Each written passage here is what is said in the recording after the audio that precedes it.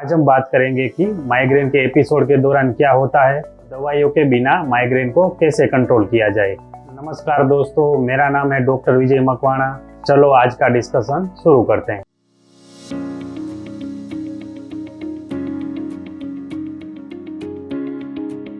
Migraine एक बार बार होने वाला हेडेक है। ये हेडेक 3 घंटे से लेके 3 दिन तक चल सकता है।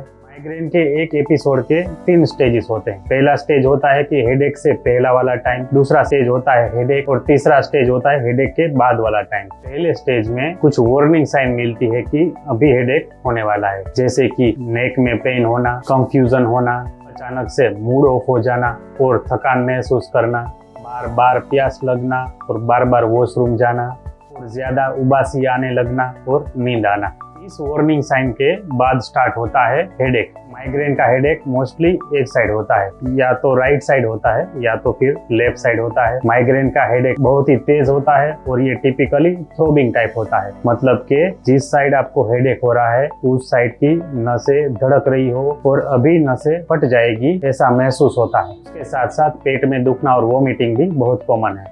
माइग्रेन का जो हेडेक है वो टिपिकली तेज लाइट, तेज आवाजें और स्ट्रॉन्ग स्मेल से बढ़ता है। कुछ माइग्रेन के एपिसोड इतने ज्यादा सीवियर होते हैं कि हेडेक के दौरान बेड से नीचे उतरना भी मुश्किल हो जाता है। फिर आता है तीसरा स्टेज, हेडेक के बाद वाला टाइम। इस टाइम पे मोस्टली थकान रहती है, कंफ्यूजन रहता है और पढ़ने और काम करने में कंसंट्रेशन में तकलीफ रहती है। हम बात करते हैं कि माइग्रेन के एपिसोड्स को दवाइयों के बिना कुछ लाइफस्टाइल चेंज करके कैसे कंट्रोल किया जा सकता है। फर्स्ट एडवाइस, आपको एक हेडेक डायरी मेंटेन करनी है। जब भी आपको माइग्रेन का एपिसोड आता है तब आपको उस डायरी में लिखना है कि ये माइग्रेन का एपिसोड कब आया है, कहाँ आया है, कैसे आया है और उस एपिसोड के वक्त आप क्या कर रहे थे। इससे आपको ओवर द टाइम पता चलेगा कि आपको किस किस वजह से माइग्रेन के एपिसोड आते हैं, आपके ट्रिगर्स क्या है, और ये इंफॉर्मेशन से आप फ्यूचर में ये ट्रिगर्स को अवॉइड कर सकते हैं।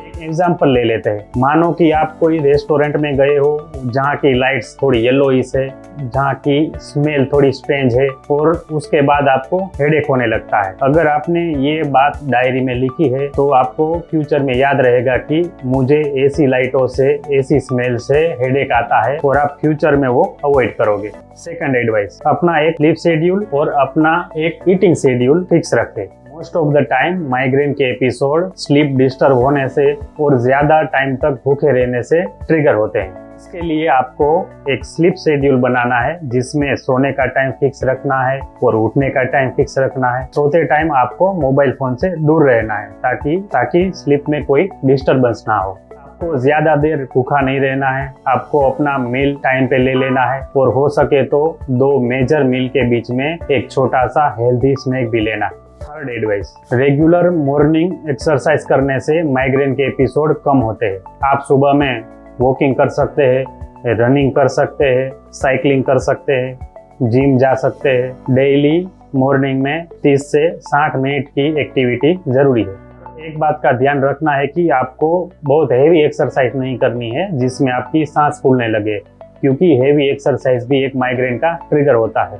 फोर्थ एडवाइस, आपको ब्राइट लाइट, स्ट्रॉन्ग स्मेल्स और तेज आवाजों से दूर रहना है और ऐसी जगहों पे जाना आपको अवॉइड करना है। ज्यादातर आपको मोबाइल फोन की स्क्रीन से और कंप्यूटर की स्क्रीन से भी दूर रहना है। और फाइनल एडवाइस, आपको अपना स्ट्रेस मैनेज करना है। आपको जितना हो सके उतना स्ट्रेस कम करना है। ओपन एक नेग्लेक्टेड एरिया है, इसके लिए आप डेली योगा कर सकते हैं, मेडिटेशन कर सकते हैं, जिम जा सकते हैं। आप कोई ऐसी एक्टिविटी कर सकते हैं जो आपको पसंद है। दिन में रोज 30 मिनट आप कुछ ऐसी एक्टिविटी कीजिए जो आपको बहुत पसंद है, चाहे वो सिंगिंग हो, चाहे वो डांसिंग हो, चाहे वो म्यूजिकल इंस्ट्रूमेंट बजाना हो, वो क्रिकेट या बैडमिंटन खेलना हो और सिंपल म्यूजिक सुनना हो। आपको 30 मिनट डेली आपकी फेवरेट एक्टिविटी को टाइम देना है। इसके अलावा आप डेली अपने फ्रेंड से बात कर सकते हैं, अपनी फैमिली से बात कर सकते हैं और एडिक्शन से दूर रहिए। अगर ये 5 एडवाइस आप फॉलो करते हैं तो आपका माइग्रेन कंट्रोल में रहेगा और आपको दवाई लेने की जरूरत भी नहीं पड़ेगी।